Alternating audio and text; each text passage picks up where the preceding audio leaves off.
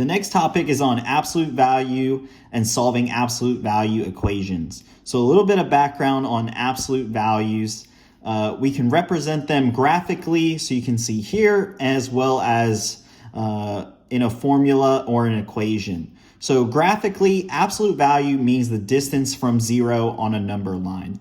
So you can see here the absolute value of -2 on a number line is equal to 2. So it's just this distance, this value here. And the absolute value of 3 is equal to 3, a 3 distance, and the absolute value of -3 is also 3. So these two distances are the same.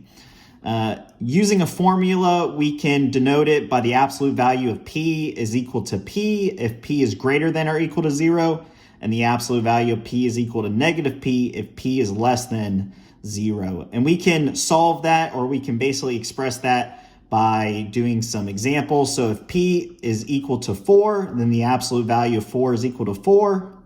And if P is equal to -4, then the absolute value of -4 is equal to -4, which is equal to 4.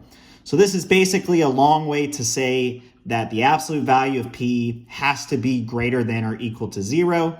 And we can represent this in a general form by having the absolute value of P is equal to B when B is greater than 0, then P is equal to -B, or P is equal to B.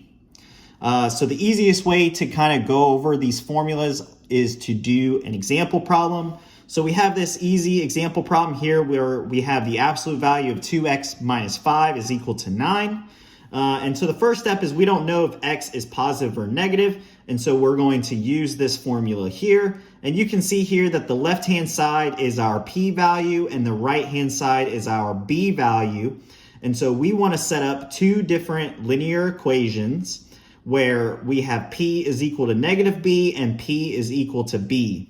So you can see that here, P is equal to B and P is equal to -B. And then we can just simplify and solve for x using some simplification methods. And so on the left-hand side, we have x is equal to 7.